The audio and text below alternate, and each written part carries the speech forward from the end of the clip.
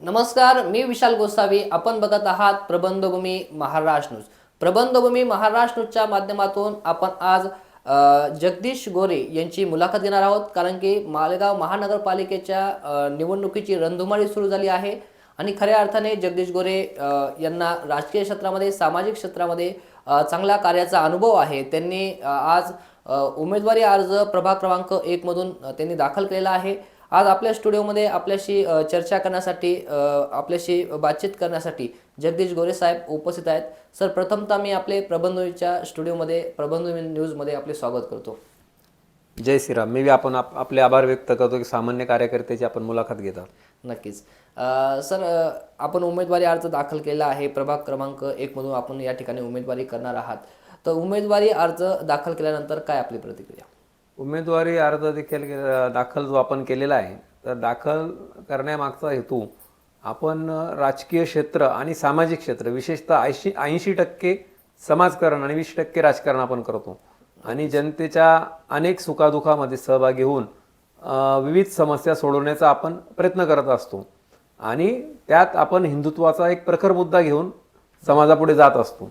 आणि हे करत असताना समाजाला एक चांगली दिशा देण्यासाठी किंवा आपल्याला चांगल्या प्रकारे काम करण्यात यावं म्हणून सभागृहात जाणं गरजेचं आहे. नक्कीच. आणि म्हणून आपण या जनता जनार्दनाच्या आशीर्वादाने, मायबाप जनतेच्या आशीर्वादाने हा उमेदवारी अर्ज दाखल केलेला आहे. आम्हाला अपेक्षा आहे की भारतीय जनता पार्टीकडनं मला उमेदवारी मिळू शकते. नक्कीच. आपण आपल्या प्रभागामध्ये याआधीही राजकीय क्षेत्रामध्ये काम केलेलं आहे. याआधी आपण निवडणूक लढवलेली आहे. तर एकंदरीत मागील पार्श्वभूमीचा अनुभव कसा आहे आपल्याकडे? मी मालेगाव महानगरपालिकेची सर्वप्रथम महानगरपालिका 2002 ची महापालिका निवडणूक अपक्ष लढवलेली होती.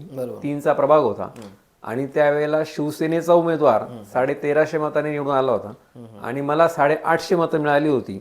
तर त्यावेळेला मला जे डिपॉझिट माझं जे होतं ते पण मला परत मिळालं आणि मला कुठलाही 1 रुपया न लागता, माझ्याकडे कुठला पोलिंग एजंट नव्हता, माझ्याकडे बूथ नव्हता, माझ्याकडे प्रचार यंत्रणेला माणसं नव्हती, तरी मला 800-850 लोकांनी जे प्रेम दिलं होतं त्या प्रेमाच्या आधारावर परत मी सामाजिक क्षेत्रात कामाला सुरुवात केली आणि माझ्या मातोश्रीला शिवसेनेने 2007ला वंदनीय बाळासाहेब ठाकरेंच्या आशीर्वादाने उमेदवारी मिळाली.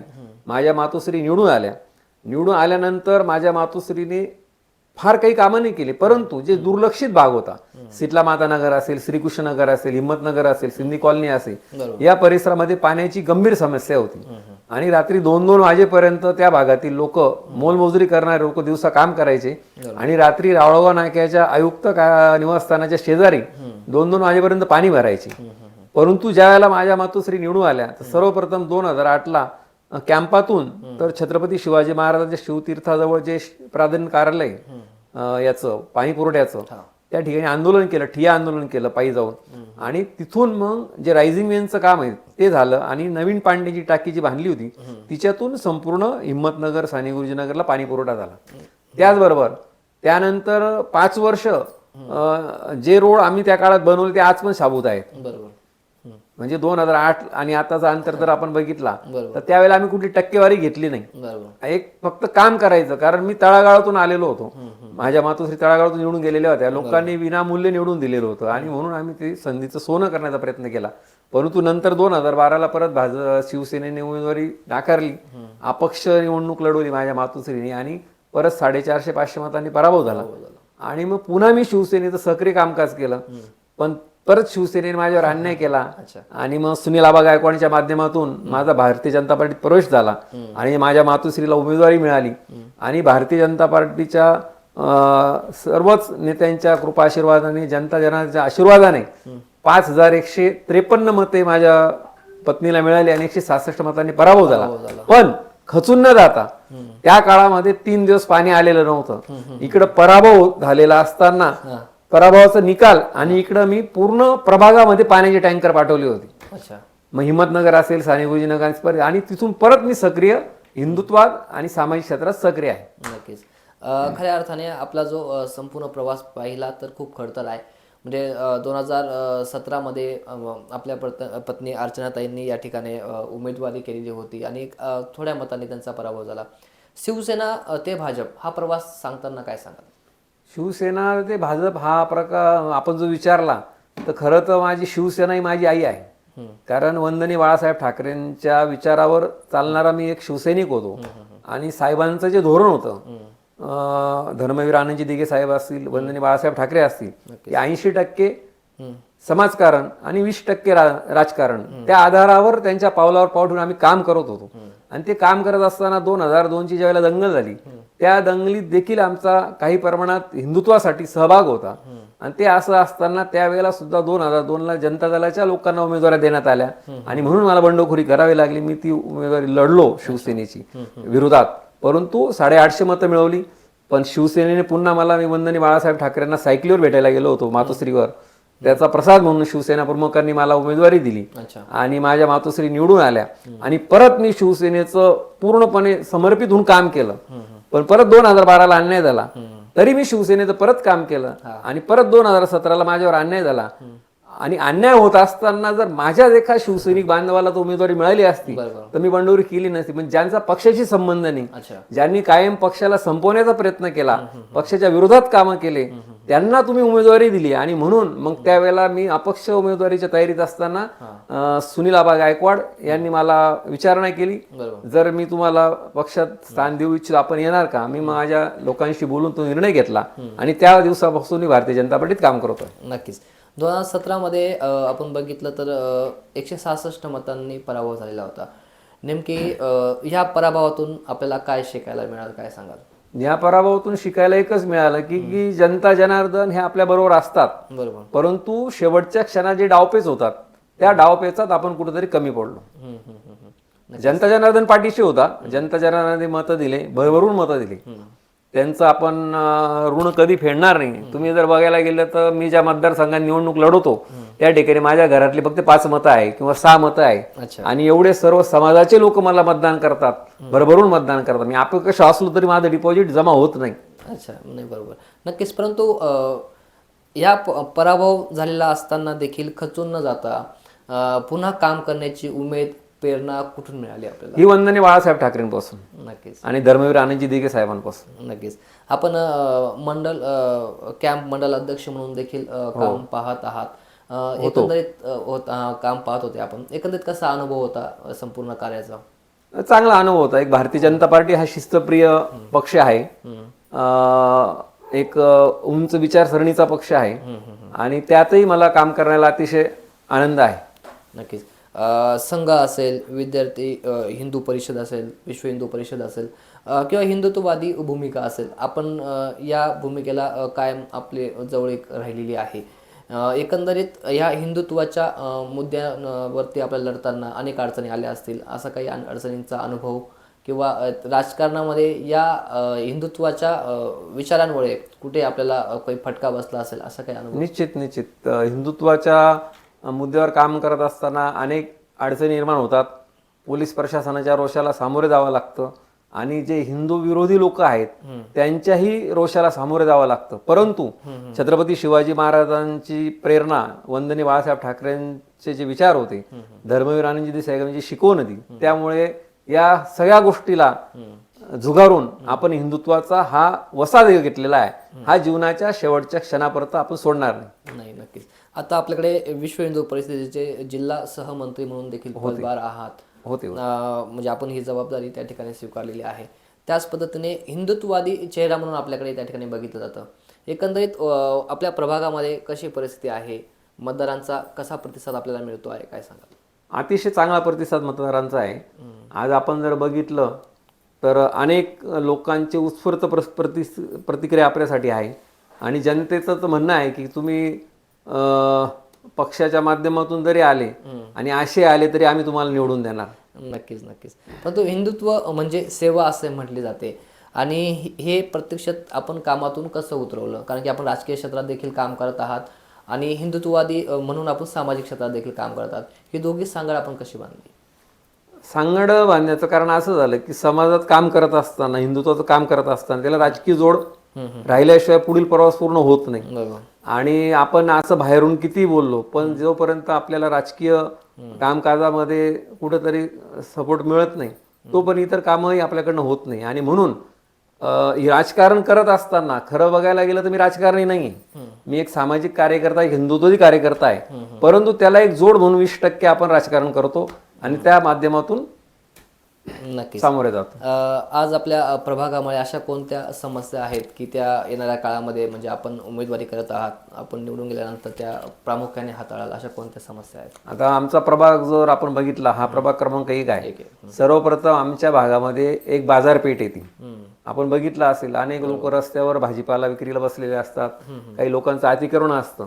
तर या भागासाठी एक स्वतंत्र चांगली बाजारपेठ त्या ठिकाणी आपल्याला उभारता आली पाहिजे, जेणेकरून रोडावरील जे लोक भाजीपाला विकतात, रोडावर अतिक्रमण व्यवसाय करतात, तर ते त्या बाजूला जातील. आणि हा एक चांगला सुसज्ज रोड आता नवीन बनवलेला आहे, तर लोकांना रहदारीलाही अडचण निर्माण होणार नाही आणि त्या भागाचं सुशोभीकरण देखील चांगलं होईल. त्याच्यामुळं सर्वप्रथम बाजारपेठेचा मुद्दा आहे.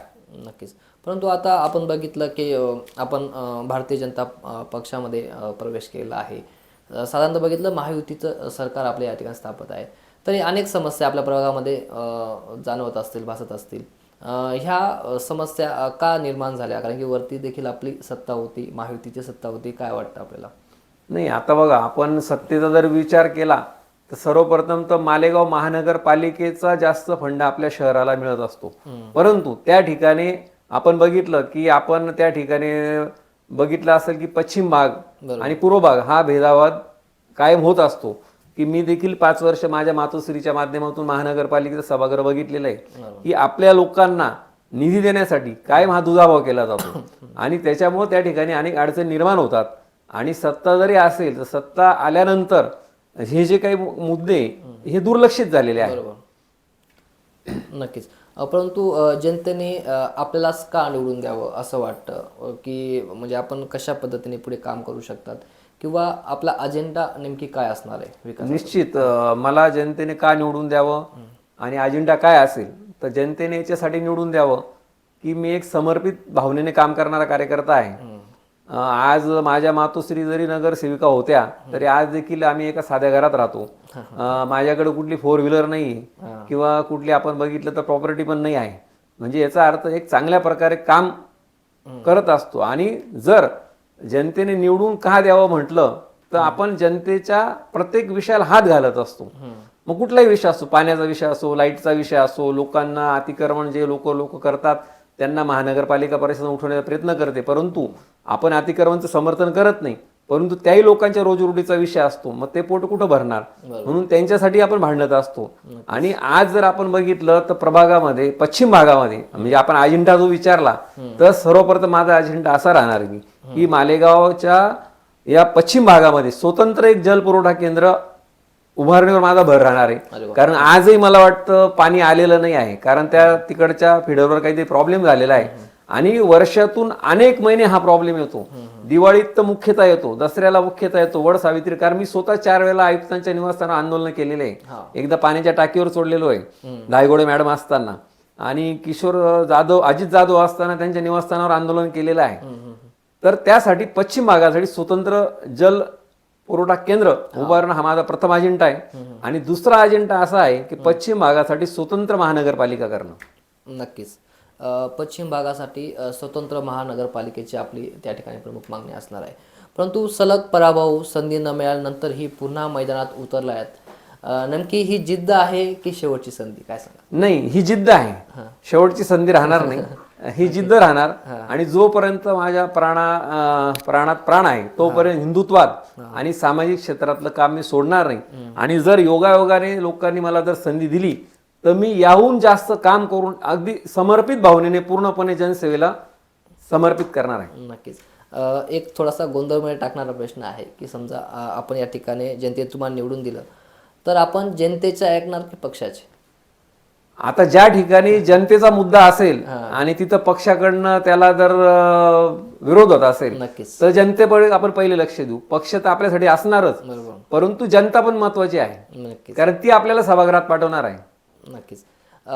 खऱ्या अर्थाने आपल्या प्रभागामध्ये अनेक अशा काही वस्ती किंवा काही भाग आढळतो की अजून देखील तो विकासापासून वंचित आहे. म्हणजे त्या ठिकाणी काही अल्पसंख्याक भाग असेल किंवा काही महिलांच्या समस्या असेल, तरुणांच्या समस्या असतील, हा वंचित असलेल्या घटकांसाठी आपले काय धोरण असणार आहे? हे जे वंचित घटक जे आहे, सर्वप्रथम तर आपण त्या भागामध्ये आता शासनाच्या वतीने जे नरेंद्रभाई मोदी यांनी 2022ला सर्वांना घरे ही संकल्पना जी राबवली होती, त्याच्यामध्ये मी देखील काही वेळेला आंदोलन केलेले होते, निवेदनही दिलेले होते. त्याच माध्यमातून सरकारच्या धोरणानुसार अनेक लोकांना ते उतारे देण्यात आले, पण काही लोक वंचित राहिलेले, त्यांच्यासाठी आपण तो पाठपुरावा करणार आहोत. दुसरी गोष्ट, जो आपला जो भाग आहे त्या भागामध्ये स्वतंत्र महिलांसाठी एक उद्यान, तरुणांसाठी एक क्रीडांगण, वयोवृद्ध आबालवृद्धांनाही फिरण्यासाठी स्वतंत्र एक उद्यान, असे हे 4-5 मुद्दे माझ्या डोक्यात आहे. नक्कीच. आज आपण उमेदवारी अर्ज दाखल केला, त्याआधी देखील आपण जनतेमध्ये गेला असाल, जनतेशी संवाद साधलेला आहे. नेमकी जनतेच्या काय प्रतिक्रिया आहेत किंवा कसा प्रतिसाद आपल्याला त्या माध्यमातून मिळेल? जनतेच्या प्रतिक्रिया अतिशय चांगल्या आहे, प्रतिसादही चांगला आहे. भारतीय जनता पार्टीच्या माध्यमातून समोर जर गेलो आपण तर आणखी चांगला प्रतिसाद जनतेचा मिळेल. आज तर आहेच, पण भारतीय जनता पार्टीच्या माध्यमातून अजून चांगला प्रतिसाद जनतेचा मिळेल आणि जनता जनार्दन हा कायम सोबत आहे. नक्कीच. खऱ्या अर्थाने आता 2 दिवसांवरती संपूर्ण युती आणि आघाडीचे चित्र स्पष्ट होणार आहे आणि खऱ्या अर्थाने आज जी चर्चा बघितली तर युती होईल अशी चिन्ह या ठिकाणी दिसत आहेत. युती झाली तर जागा वाटपमध्ये गोंधळ निर्माण होऊ शकतो. आपल्या मालेगाव बाह्यमध्ये 22 जागा प्रामुख्याने आहेत आणि त्यामध्ये 11 जागा किंवा त्याच काही वेगळा फॉर्म्युला त्या ठिकाणी राहू शकतो. मग जागा वाटपाचा फटका त्या ठिकाणी जर आपल्या उमेदवारीला बसला तर मग आपली भूमिका कशी राहील पुढची? आपली भूमिका सर्वप्रथम पक्षाचा आदेश आपण मानू, परंतु पक्षाला देखील आपल्याला कुठंतरी आमच्यावर लक्ष देण्यासाठी आपण लक्ष वेधू आणि नाहीच दिलं तर शेवटी जनता जनाचा निर्णय असेल तो मला मान्य असेल. नक्कीच. खऱ्या अर्थाने आपण आज जर बघितलं महायुती मध्ये युती होईल म्हणजे शिवसेना भाजपची युती होईल असे चित्र स्पष्ट होत होते, परंतु यामध्ये आपण बघितलं तर मालेगावमध्ये भारतीय जनता पार्टी हा पक्ष देखील मजबूत स्थितीला आहे. तर एकंदरीत आपल्या मतानुसार काय वाटतं, युती झाली पाहिजे किंवा नाही? युती झाली पाहिजे, परंतु युती जर झाल्यानंतर जर भारतीय जनता पार्टीला जर चांगल्या प्रकारे जागा मिळत असतील तर युती करण्याला काही हरकत नाही. परंतु जर अल्प जागा जर आपल्याला मिळणार असतील तर युती करून उपयोग नाही. कारण आता जर आपण बघितलं की मागच्या वेळेला 9 नगरसेवक भारतीय जनता पार्टीचे निवडून आले होते आणि 4 अल्पमतात होते, म्हणजे 13चा आपला आकडा होताच आकडा समजून घ्या. कारण कोणी 60 मताने, कोणी 166 मतांनी, आणि म्हणून किमान जर 22 जागा आहेत 11 जागा दिल्या पाहिजे. नक्कीच. आणि आपण जर समजा युती झाली, जागा कमी मिळाल्या तर भाजपच्याही कार्यकर्त्यांमध्ये नाराजी होईल आणि शिवसेनेच्या होईल. कारण प्रत्येक कार्यकर्ता, मग शिवसेनेचा असो की भाजपचा असो, हा नगरसेवक पदासाठी झटतोय, राबतोय आणि त्याला ज्यावेळेला त्याचा घास मिळणार त्यावेळेला तो जाणार आहे तर नाराजी येणारच आहे. नक्कीच. परंतु आता बघितलं आपण की 4 वर्षापासून प्रशासकीय आहे आणि आपल्या प्रभागामध्ये देखील जे नगरसेवक निवडून गेलेले होते त्यांचे पद 4 वर्षापूर्वीच रद्द झालेले आहेत. या 4 वर्षामध्ये किती फटका बसला विकासात्मक दृष्टिकोनातून आपल्या प्रभागाला? विकासात्मक फटका बसणं म्हटलं म्हणजे सभागृहामध्ये कोणीतरी पाहिजे की त्या भागातल्या अडीअडचणी, त्या भागामध्ये निधी, आणि ज्या वेळेला जर असं कोणी नसेल तर मग दुर्लक्षित होतं. आणि मग नगरसेवकांचं तर कार्यकाळ जोपर्यंत होतो, नगरसेवकांनी काम केलं, कार्यकाळ संपल्यानंतर नगरसेवक विसरून गेले की आम्ही नगरसेवक झालो होतो. बरोबर. म्हणजे माझ्या भागामध्ये तर अनेक लोकांना आमच्या भागात नगरसेवक कोणीच माहित नाही. कारण काही समस्या असे लोक माझ्याकडे यायचे, अनेक लोक अनोळखी असायचे. मी त्यांना म्हटलं बाबा का तुम्ही नगरसेवक आहात, म्हणजे अशी परिस्थिती त्या नगरसेवकांची होती.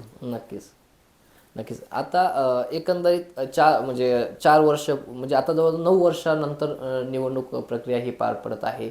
अजून काही नवखे उमेदवार देखील तयार झालेले असतील. त्यामध्ये आपण आधी देखील सामाजिक कार्यात होतात, राजकीय क्षेत्रात होतात. या नवीन उमेदवारांचा आपल्या प्रभागामध्ये कशी रेलचेल आहे किंवा यांचा काही फटका बसू शकतो का आपल्याला उमेदवारी मिळण्यासाठी किंवा काय? होऊ शकतं ना. आता बघा काय असतं की पक्षात काम करणारा एक कार्यकर्ता, त्याचा एक इच्छा असते आणि त्या पद्धतीने कामही करत असतो. परंतु काही वेळेला असे अनेक जण येतात की त्यांचा काही सामाजिक कार्याशी संबंध नसतो, कुठलं हे नसतं, परंतु काहीतरी फक्त मला उमेदवारी मिळावी म्हणून ते प्रयत्न करत असतात आणि कदाचित ते यशस्वी पण होतात. तर मग निश्चित त्याचा फटका इतरांना बसतोच. नक्कीच. एक सर्वात महत्त्वाचा प्रश्न मी आपला असा विचारतो की समजा या ठिकाणी आपण निवडून आलात तर जनतेमध्ये सर्वात पहिलं काम कोणतं असेल? म्हणजे अनेक तुम्ही कामं या ठिकाणी सांगितलेली आहेत की महानगरपालिका झाली पाहिजे महिलांसाठी, पण सगळ्यात पहिलं काम म्हणजे आज प्रभागाच्या दृष्टिकोनातून ते महत्त्वाचं आहे, असं महत्त्वाचं काम कोणतं सांगाल? सर्वात प्रथम महिला उद्यान, महिला महिलांसाठी स्वतंत्र उद्यान, स्वतंत्र ओपन जिम्स आणि वयोवृद्धांसाठी एक चांगलं ठिकाण आणि क्रीडांगण. म्हणजे आपण निवडून गेल्यानंतर पहिलं प्राधान्य हे महिला वर्गासाठी या ठिकाणी देणार सर, कारण तुम्ही कॅम्पस जर बघितलं, महिलांसाठी मोकळा श्वास घेण्यासाठी जागाच नाही, नाही. तरुणांना क्रीडांगणासाठी जागाच नाही. जागाच नाही. आणि म्हणून आपल्या डोक्यामध्ये त्या संकल्पना आहेत, स्वतंत्र महिला उद्यान, सुसज्ज महिला उद्यान. मी पिंपरी चिंचवडला बघितलेलं होतं, अच्छा. अतिशय चांगलं उद्यान होतं. म्हणजे 1 एकरपेक्षा थोडंफार अधिक कमी जागेत ते होतं, पण अतिशय सुंदर व्यवस्था होती. वृक्ष होते चांगले, पाण्याची व्यवस्था होती. सकाळी त्या ठिकाणी कोणी योगा करत होते एक साईडला, कोणी जॉगिंग करत होतं, कोणी ध्यान करत होतं. अतिशय सुंदर, मला फार आवडलं. मी ते व्हिडिओ पण टाकले होते इथं नक्कीच. महानगरपालिका आयुक्त. तसेच प्रकल्प आपल्या भागामध्ये आले पाहिजे असे निश्चित निश्चित निश्चित नक्कीच, आणि त्यासाठी आपण प्रयत्न करणार आहोत. 100%. नक्कीच. आपण आता उमेदवारी अर्ज या ठिकाणी दाखल केलेला आहे. जनतेमध्ये तर आपण जाणार जात, नेमकी जनतेला आपण आमच्या या व्यासपीठावरून काय आव्हान कराल? जनतेला एकच आव्हान करेल की महानगरपालिकेची जी निवडणूक आहे, 1 कोटीचा बंगला असणारा आणि 50 लाखाची गाडी असणारा जर उमेदवार तुमच्या दारापुढे येत असेल आणि त्याला जर तुम्ही निवडून दिलं, तर तुमच्या घराच्या मागं जे कुत्रं मेलेलं आहे, डुक्कर मेलेलं आहे, ते उचलायला तो काही येणार नाही. म्हणून जो सामान्य कार्यकर्ता आहे, जो तुमच्यातला आहे, तो जो तळागाळातला आहे, त्याला तुम्ही असा आवाज देऊन सांगू शकता, हे बाबा माझं हे काम तू कर, तर अशांना जनतेने निवडून द्यावं. नक्कीच. खऱ्या अर्थाने आपण रॅपिडली मुलाखत घेतली, खूप कमी वेळ आपल्याकडे होता, तरी संपूर्ण मुद्दे आपण बऱ्यापैकी त्या ठिकाणी कव्हर केलेलेच आहेत. तर यामध्ये आपण एक छोटासा रॅपिड राऊंड घेणार आहोत, त्यामध्ये आपल्याला एका वाक्यात त्याचं उत्तर द्यायचं आहे. तर मी पहिला प्रश्न विचारतो, सत्ता की सेवा, नेमके काय प्राधान्य देणार? सेवा. सेवाला प्राधान्य. नक्कीच. व्यक्ती मोठी की पक्ष? पक्ष. नक्कीच. अनुभव की नवीन नेतृत्व? अनुभव. निवडणूक जिंकली नाही तर अपयश मानाल का? नाही. नक्कीच. एका वाक्यात सांगा की जनतेने जगदीश गोरेंना का निवडून द्यावे? सेवेसाठी. सेवेसाठी. नक्कीच. खूप सुंदर पद्धतीने आपण या ठिकाणी उत्तर दिलेले आहेत. आणि येणाऱ्या जी महानगरपालिकेची निवडणूक आहेत, येणाऱ्या काळामध्ये आपल्याला पक्षाचं उमेदवारी जाहीर होईल किंवा जनतेच्या सांगणार पक्ष उमेदवारी कराल, तर भरभरून शुभेच्छा आमच्या प्रबंधभूमी महाराष्ट्र न्यूजकडून आपल्याला देतो. आणि ज्यावेळेस खऱ्या अर्थाने निवडणूक रन होईल, निवडणुकीची प्रचार यंत्रणा सुरू होईल, आपले संपूर्ण ध्येय धोरण निश्चित होतील, त्यावेळेस नक्कीच आम्ही पुन्हा आपल्या प्रबंधच्या माध्यमातून जनतेपर्यंत आपल्या जो काही आवाज आहे तो आम्ही पोहोचवण्याचा नक्कीच प्रयत्न करू.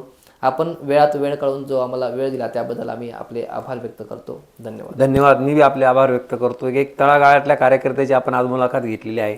निश्चित मी आपले हे कधी विसरू शकणार नाही. नक्कीच.